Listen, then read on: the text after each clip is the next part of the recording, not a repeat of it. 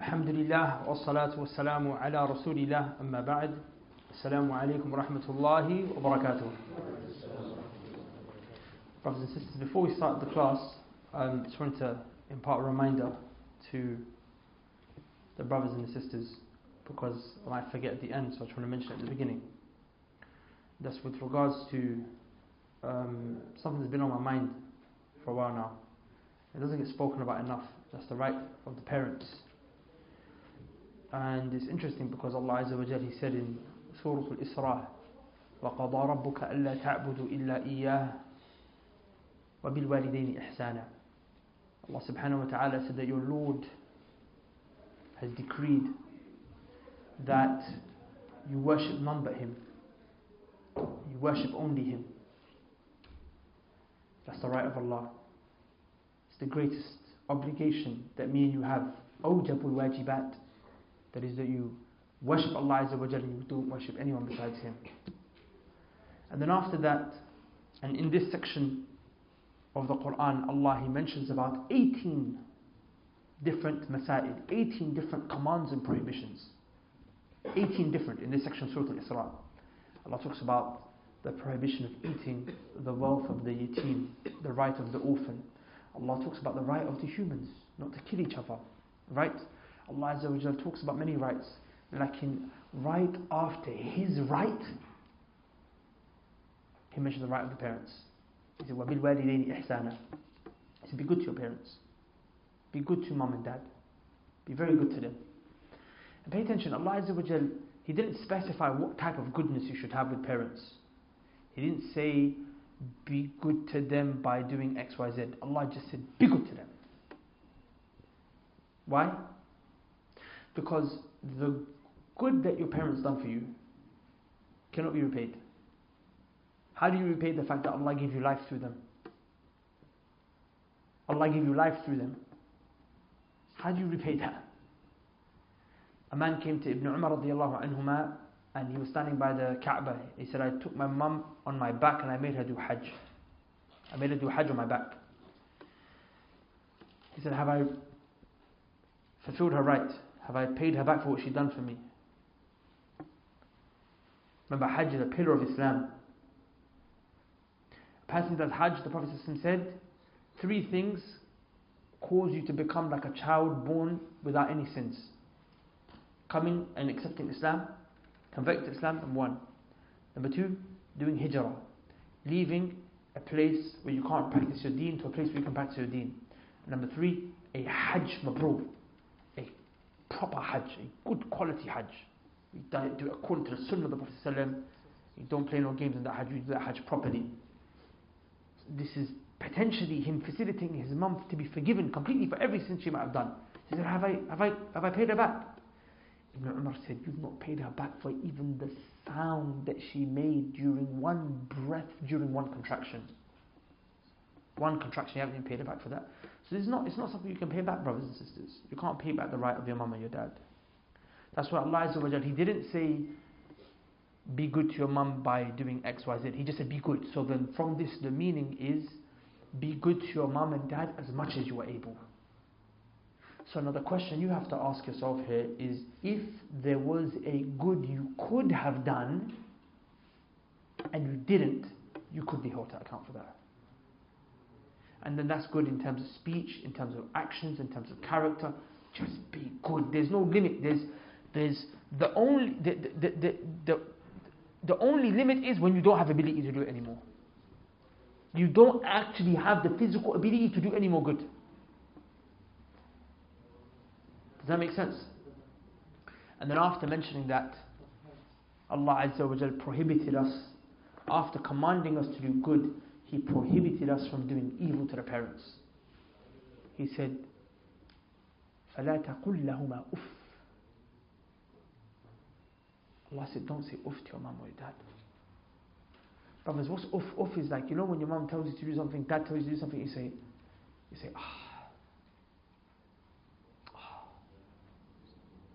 It's not even kissing your teeth. Kissing your teeth is one level above uff. We say, that's even more disrespectful. Like an uff is just, and Allah said, فَلَا تَقُلْ لَهُمَا أُفٍّ. Don't say uff to them. ta'affuf is the minimum disrespect you can give to them. So what about one who does more? What's his situation? The one who does more than off to his mom and dad. وَلَا تَنْهَرْهُمَا. Allah said, don't shout at them. وَقُلْ لَهُمَا قَوْلًا كَرِيمًا. Allah says, say to them a very beautiful word.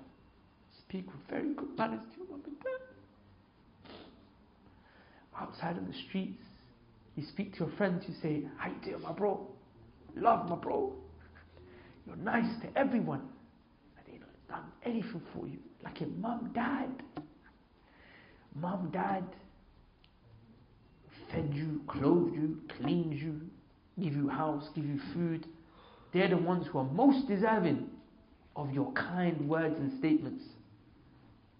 And you told me, what you say to everyone outside, yo, hi, how's things? We say, you're nice to everyone but mom and dad. And then Allah Azza wa Jalla said, وَاخْفِضْ لَهُمَا جَنَاحَ الذُّلِّ مِنَ الرَّحْمَةِ. Allah said, lower the wings of humility for them, from mercy. Pay attention. You know, when you're young, mom and dad are strong. The context of the ayah here is when your mom and dad become old. Allah mentioned it in the verse before, is when they become old. You know, when mom and dad become old, they're not strong anymore. You're strong now. Mom and dad don't work no more. You work now. Mom and dad becoming sick, maybe disabled. Maybe they're just becoming old, so they're weak. Now you're a big man, strong man. Before you were young, dad, man, I can't give you, a little spanking. Now dad can't. Your dad knows he can't spank you. You're a grown man. What's dad gonna do? You're the big man now, right? Lakin, Allah told you, come down. You're an eagle flying around. Allah said, lower the wing of humility. Not because you're weak, min ar-rahmah, out of mercy. So even though your mom, dad are weaker than you now, maybe you provide for them now, maybe you put food on the table now, doesn't matter. You still treat them as if they're above you, as if they're stronger than you, as if they're on top of you. You become humble for them. Yes, mom. Yes, dad. Yes, mom. Yes, dad. I don't know how some people, when mom and dad are upset with them, they can even look at them in the face. Well, how my father speaks to me, I look down. I can't look at him in the face. Yes. I don't see. It bewilders me how that can happen. And then Allah told you to say something. Allah commanded you, and I want you all to memorize this. Now I'm going to test you on it next week, inshallah. Allah said, وَقُلْ رَبِّ ارْحَمْهُمَا كَمَا رَبَّيَانِي صَغِيرًا. Allah told you make dua for your mom and dad. The dua is, رَبِّ ارْحَمْهُمَا. My Lord, have mercy on my parents. Whether they're alive or dead, you make this dua. Not just when they die, when they're alive. رَبِّ ارْحَمْهُمَا. Allah have mercy on mom and dad. Why? كَمَا رَبَّيَانِي صَغِيرًا. As they used to raise me when I was young. As they took care of me when I was young.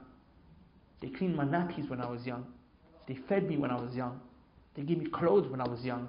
They drove me to school when I was young. They gave me everything. For that reason, Allah have mercy on them. Pay attention. A fa'idah, wallahi, that the great noble Shaykh Abdul Razak al-Badr, may Allah have mercy on this man. I love him so much for the sake of Allah. He brought a fa'idah out of this ayah which really shocked me. He said two things. Number one, this dua is in the context when Allah told you be good to your mom and dad. And then in the context Allah told you be good to your mom and dad, He told you make this dua. So he said this dua is from the greatest types of being good to mom and dad. From the greatest types of you being good is that you say, Rabbi irhamhuma. Allah have mercy on both of them. The second thing he said is that in the dua there is a secret which will allow you to be more good to your mom and dad. The secret is that Allah said, Kama Rabbayani Saghira. He told you to mention they used to be good to me when I was young. When I was small, I was tiny. Saghira, I was a little baby. They raised me. So he said from that is powerful, because every time you want to make sure your goodness to your mom and dad increases, The key is remember the good that they did for you. And every time you neglect the good your mom and dad did for you, your goodness to them will decrease as well.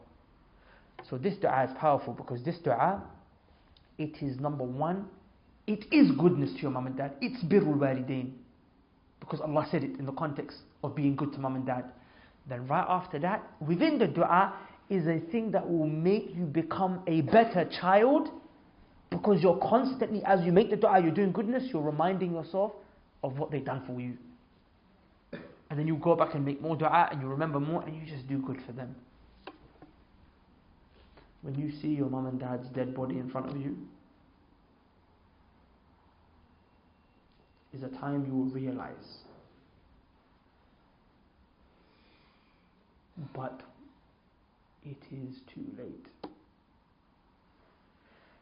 An imam from the Salaf al-Salih, one of his parents died and he started crying like a baby. He started crying in a way that you would look at it and say it's haram, because when someone dies you're not allowed to wail. So they went up to him and said, this is haram, what are you doing? Stop. Okay, mum, dad died. Okay, inna lillahi wa inna ilayhi raji'un. We belong to Allah we return. He said, I'm not crying because my parents dead. That's not why I'm crying. He said, I'm crying because one of the gates of Jannah just got closed for me. He said, I'm crying because one of the gates of Jannah just got closed for me. When that gate closes, it's gone. When the second one closes, it's gone. Just know something. If your mom and dad die, and they are not happy with you, I don't know how you're going to go to Al-Jannah. If your mom and dad die, and your mom and dad are upset with you, that's hellfire, bro. You have to repent to Allah. Big repentance, big tawbah. Do you understand? Of course, if your mom and dad are unhappy with you for a reason that's un-Islamic, then of course Allah will not hold you to account. Some mom and dad, they get upset because you want to practice the deen. No problem. Allah will not hold you to account for that. But Allah still told you to be good to them. Some brothers and sisters, they come and say, oh, my mom and dad don't even like the deen, man, or they don't even encourage the deen. You know what I'm saying? They make the deen harder for me. I don't care. If your mom and dad were disbelievers, Allah told you to be good to them. صَاحِبْهُمَا فِي الدُّنْيَا مَعْرُوفًا. Accompany them in this world in good. And that's if your mom and dad are not even Muslim. Your mom and dad, if they're Muslim, you ain't got no excuse. With that said, inshallah ta'ala, I'm about to communicate that to whoever is absent. Communicate that.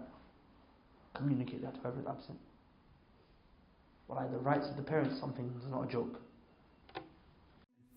Assalamu alaikum. I have a question for you. From all of my videos online that you might have seen, which one has been the most life-changing one for you so far? Many people told me that it was the video when we gave da'wah outside the Shisha Cafe.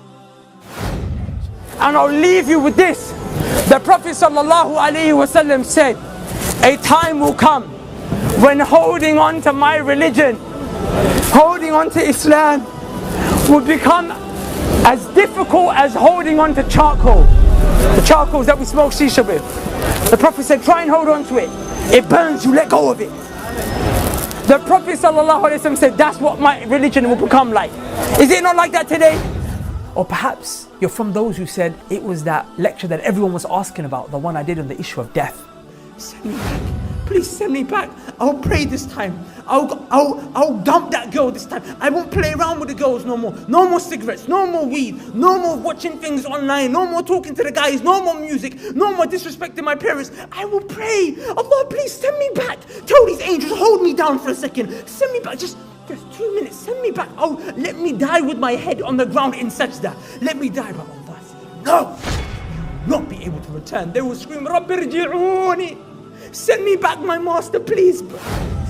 Or maybe it was one of the other 1,000 plus videos that we have online. Whatever it was, I want to ask you a follow-up question, and that is, I want you to remember and record what life was like before you saw that video, when you were distant from Allah subhanahu wa ta'ala. Now, when you're thinking of that and remembering that, I want you to be aware that there are many brothers and sisters who are still living life like that, far and distant from Allah subhanahu wa ta'ala. They still haven't seen that one video that's going to help change their life. They haven't seen that one reminder that's going to touch them and bring them out from the darkness of sins to the brightness and the light and the happiness of guidance. But that doesn't mean that there isn't hope for them. They just need to come in contact with that kind of content online. And that's why myself and my team are dedicating the next 3 months, inshallah ta'ala, to flooding the internet with as much content on Tawheed and Sunnah and reminders about Allah subhanahu wa ta'ala as possible. But the issue is that in order for us to reach those targets, we're limited in terms of the resources that we have. We need to hire more people in our media team. We need to also buy new equipment. Now look, I am going to ask you to support this financially, but I'm not going to ask you for crazy numbers. For us, we don't need that kind of money. We need little money because we have a team that really believes in this. And the proof is in the pudding. If you see what we've done over the last summer, subhanAllah, you can see that the work, it gets done. That money goes where it deserves to be placed. So I'm going to ask you, inshallah ta'ala, because you're a person who's benefited from this YouTube channel. You're a person who's benefited from my video. I want you to be able to give the gift of that video that helped change your life to someone else by donating at the link below. And remember, the Prophet ﷺ said, none of you will truly believe until you love for your brother, by extension your sister, what you love for yourself. And what you love here for them is what guidance, the way you love it for yourself. So please, inshallah ta'ala, give it the link below and let's flood the internet with La ilaha illallah.